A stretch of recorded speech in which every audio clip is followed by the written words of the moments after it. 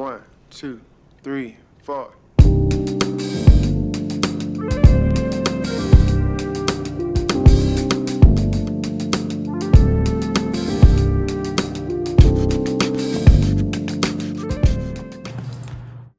Alright, and welcome back to It's Not a Sport, Season 4.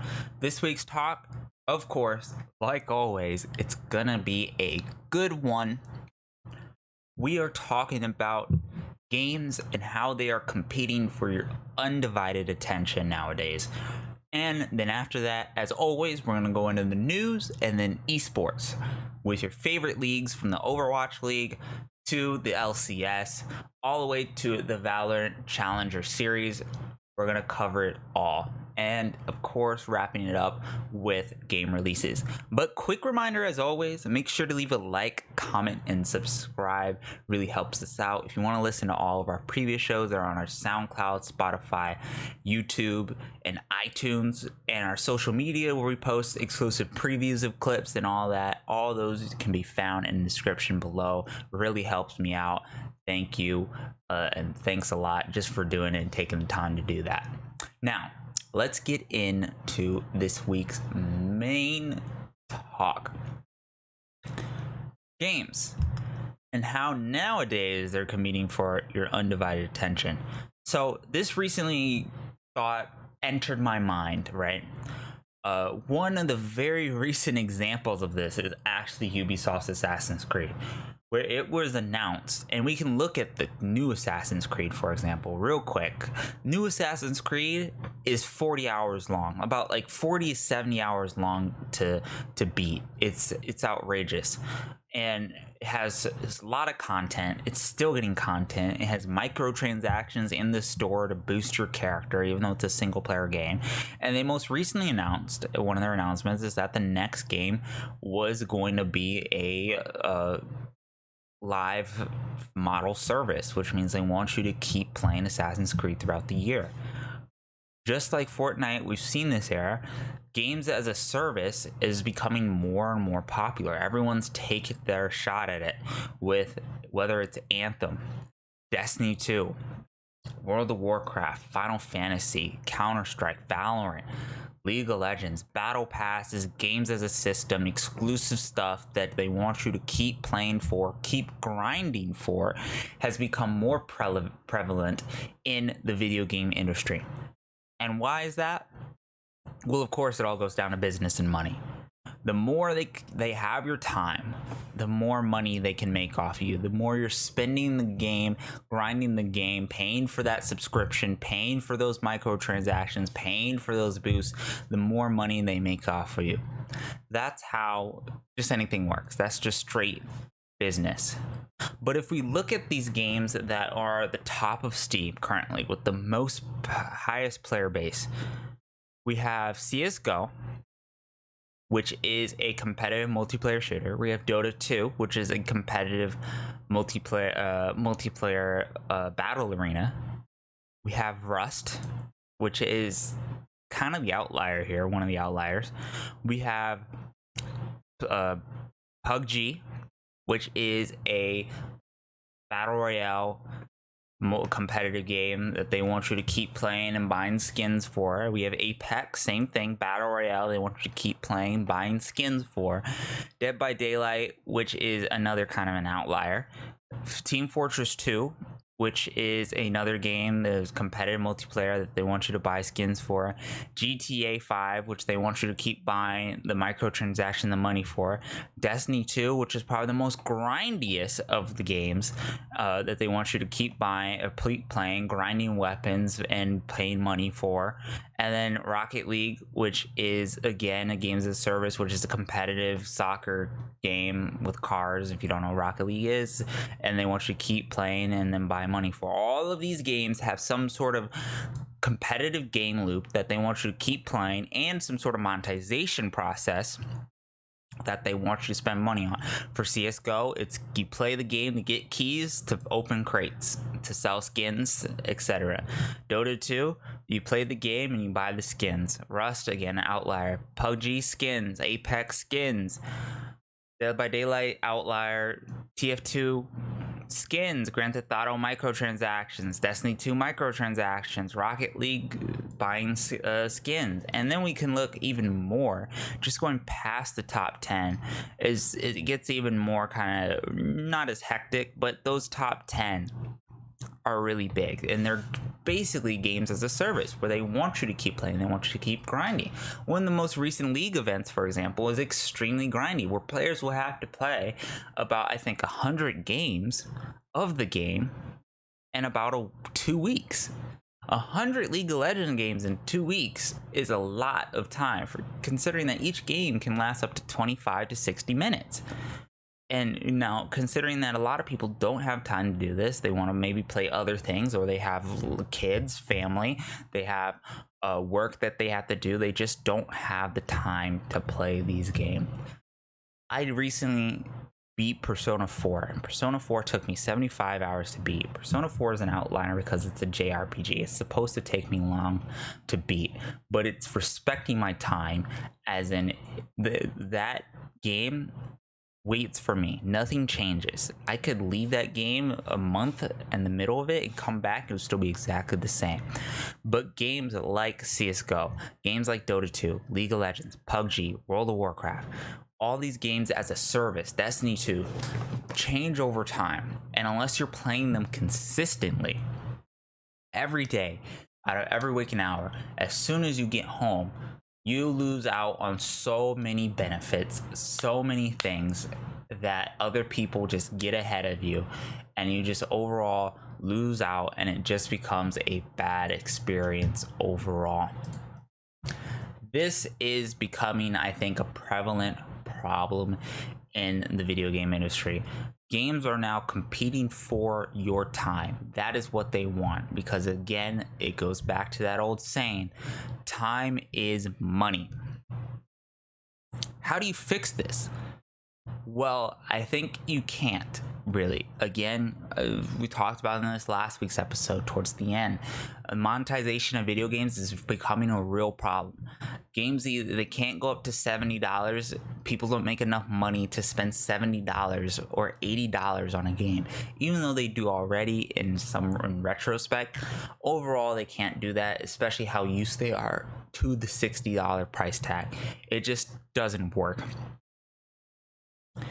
And we don't have the time to really grind these games as much as you used to.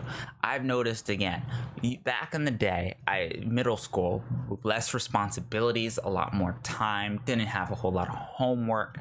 I used to be able to grind out 8 hours straight of just video games, League of Legends, just 8 hours straight. Now I can still do that, but only really on off days. On days that I have work, like today doing the podcast takes up like a majority of my time.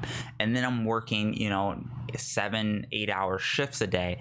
And you're tired after your shift, you maybe again, and then this just stacks on to even more people who have families and kids. You are losing time. And the problem with that is that, like, because games are competing for our time, it takes away the main point of video games for most people, which is to relax, which is to have fun. It stops being a process of having fun. It stops being a process of relaxing and starts to becoming a second job. It's one of the reasons why I don't play Genshin Impact as much. I'll hop on Genshin Impact every once in a while, but I can't play it religiously because it becomes a second job. A lot of things like this, it's a real problem with how do we manage people's time. It goes back to, I think, another one of these core game development problems. And again, it has a problem with monetization. But how would I fix it? Well, you give players an ending. One of the reasons why I like Final Fantasy is because it doesn't suspect you to stay subscribed to it 100% of the time. There's a point in the game where you have reached your climax. You have done everything you want it to do, and you wait for the next content update to come out. And then when that content update comes out, you revisit the game. But in the meantime, you get to explore whatever other games, whatever mediums, whatever else you want to do in the meantime. Games need to start adapting this type of playstyle. In points in Destiny, you need to have a point in the end. A lot of the big problems with Destiny is that you are grinding over and over again for the god roll weapon. There needs to be a pity system that gets you the god roll weapon, then that you can retire the game, go check out something else, and then come back to it and realize, hey, my god roll weapon is still viable, maybe not as viable as it used to be, but still viable, and I can continue where I left off. This overall will bring people more pleasure, more fun, and allow them to support your product more, and allow them to spend money on the game more, and you'll probably make money overall. Now, this would be the dream world, but in hindsight, things don't work out like that, because you need... That's a very long-term goal, I think, that just will not happen. Whereas short-term goal, you need to get the money as fast as you can for that quarter so you can show it to your investors to say, hey, our game is profitable. It is a dilemma that is plaguing the video game industry, just like the other ones on how games are dying, just like how monetization is becoming a huge problem in video games. I think these are problems that need to shift and need to change, because we're no longer in that Xbox 360 era of $60 games being cheap, and we can pump out the next Harry Potter video game from the next Harry Potter movie right there on the spot. If you look at the quantity of games about in that era and how many different types of video games just were being pumped out for the 360 era versus now, and we get these big cinematic games, it is night and day.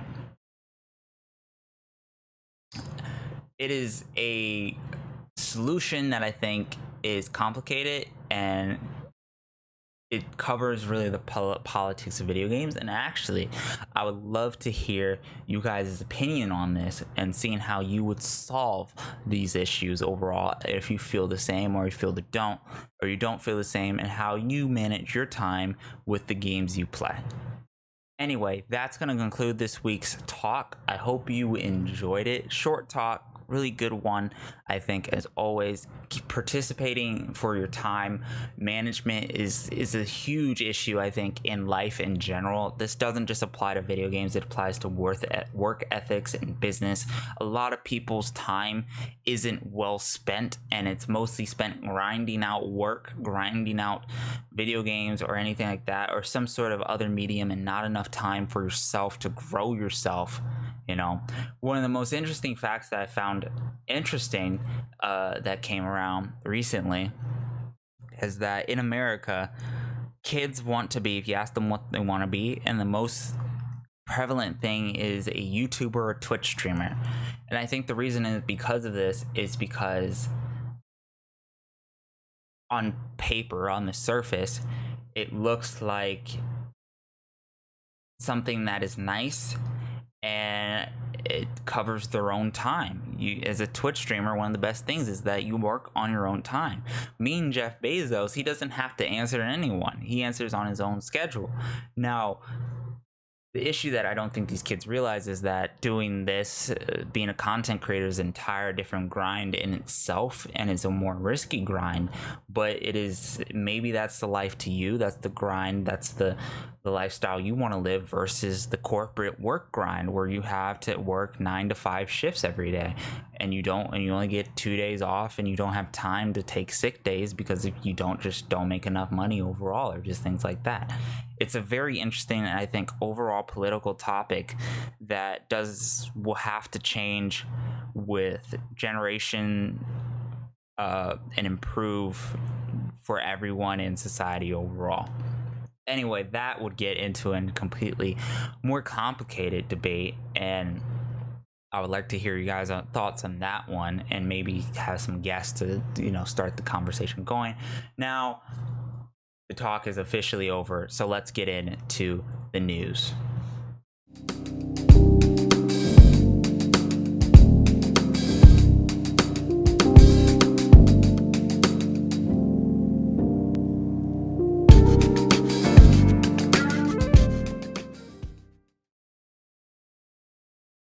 right, and welcome back. I hope you enjoyed this week's talk. I hope it was a good one. I hope it was informative to you, the viewer, and you can walk away learning from something for this week's talk. Quick reminder, as always, make sure to leave a like, comment, and subscribe. It really helps me out. So if you want to look at all of our previous shows of this season or past seasons, they're all archived on our YouTube channel. And make sure to check out our social media as well for updates and just cool content that I'll upload every once in a blue moon. Now, some of the news, and we got some interesting news this week. So first off, as we get into the later sections of the esports section, we actually had some news from Overwatch 2 where they talked about the Sombra rework and the Bastion rework too. So they actually kind of did some really cool things with Sombra. Well, now they've turned her more into an offensive character, where she'll do 50% more percent damage, health, or some shit like that on hack targets. She stays invisible now. Her gun fires like a lot quicker. The hacking cooldown is reduced. Hacking no longer moves stealth. They kind of say it in this tweet right here. So they really turned her more into an offensive playstyle rather than just being somewhat of an that it is right now. And then with Bastion, you can move while in sentry form now. He has a new ultimate, which is an aerial strike, so you're more of a mortar now. He has new abilities like a tactical bounces off walls and sticks to people, and they gave him a hat. So they did some cool little rework stuff for Overwatch 2. It's really a weird time for Blizzard, seeing this, that they're working on Overwatch 2. They just had Diablo 2 release. The company itself is still going through such a shitstorm. There's even more news about that this week. So let's move on from there and go into China. So we haven't talked about this on the show because this is going to be next week's episode, actually. But China passed a law kind of banning video games over there, and they're cracking down on youths playing video games. And there have been a couple announcements. This is one that Chinese video game companies vow to boycott overseas platforms and close loopholes for young gamers to tighter limits. This is very interesting, I feel like, but it's a Chinese climate. Us over here, we're not going to understand it.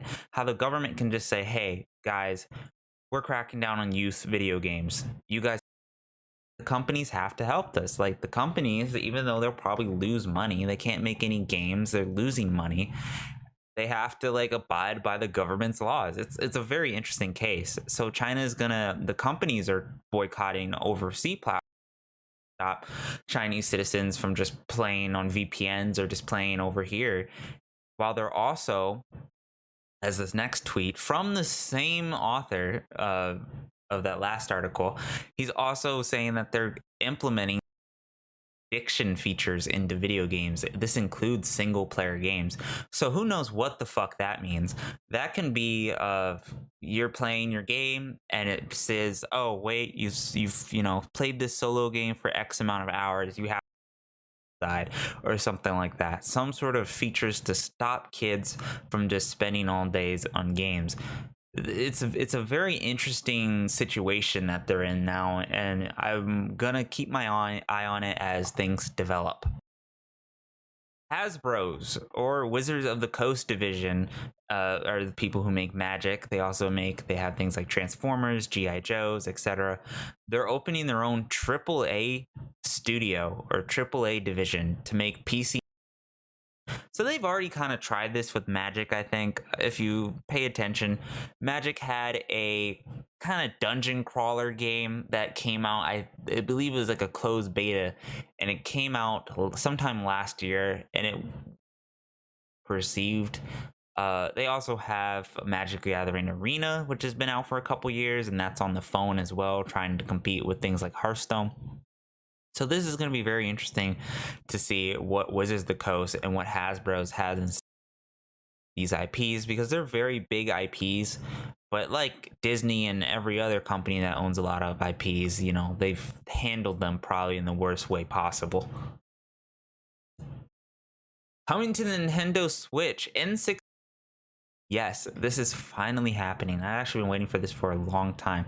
So Nintendo Switch Online is getting N64 games, which means Zelda Ocarina of Time and Zelda Legend of Zelda Majora's Mask. Those are the two, as well as also Sega Genesis games as well. I've been waiting for this for a long time. That means I don't have to go out there and pirate it or emulate it, even though that's probably completely validated with Nintendo because they haven't made these sort of efforts. But it's good to see them now do that with the Switch, because if it wasn't for that, I don't think it will be more difficult for me to play these classic games in its current state, because where the fuck am I going to find an N64? So, Bayonetta 3 will launch exclusively on Nintendo Switch next year. They already kind of talked about Bayonetta 3 a while back. Now they're kind of showing us some more with the Nintendo Direct that happened this week. But Nintendo Direct was the Mario movie, and oh boy, if you haven't seen this already, it is completely very, very, very interesting that they having Chris Pratt Star-Lord voice Mario. Ones like Jack Black is Browser. The less successful Key and Peele dude is Toad, which I just find hilarious. But it was a very funny cast. I think if you go find Video Game Donkeys react, kind of sums it up as a whole for this Mario movie. But I'm sure if you're like a 5-year-old kid and you hear Star-Lord voice Mario, you're gonna love it. Though I don't know how he's gonna do like an Italian.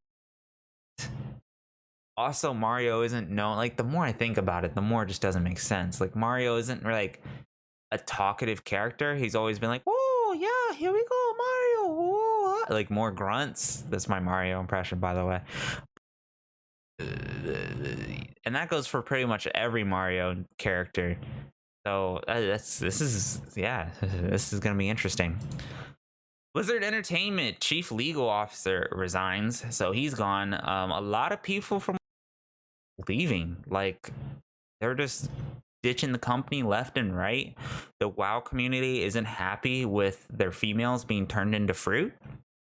A lot of the games that should be kind of somewhat hyped are not, and they just kind of fly under the radar, where I think a lot of people are just over Blizzard at this point, and they're not really sticking with them or expect anything out of them for a long ass time. Lead quest designer from The Witcher 3 is joining Riot for its upcoming MMO. So they're Riot again, and they've always been good at this, recruiting people who are already in the industry to come and play, to work on their games. They've been really good at using their talent where it sees fit, and that's one of the facts that I think League is dying here in North America, because all that talent is going to work on other games, and they're good at recruiting other talent from other places to work on their games. That going on. And then also, kind of a small side note news, China also banned crypto, which is pretty huge for the graphics card market if you think you can try and get a hold of one now that this may drop a little bit, hopefully, theoretically. Anyway, with that all out of the way, we can finally hop into esports right now, starting with the Overwatch League. They had their finals on a couple days ago. We're gonna start in the losers bracket, actually, starting from just the qualifiers, really. So in the losers bracket, in match 7, we had Philadelphia Fusion versus San Francisco. San Francisco won. We had Washington Justice versus Atlanta. Atlanta won. And then in match 11, we had Atlanta versus Los Angeles Gladiators. Atlanta won. San Francisco Shocks versus Chengdu Hunters in match 10. San Francisco won, and they moved 12.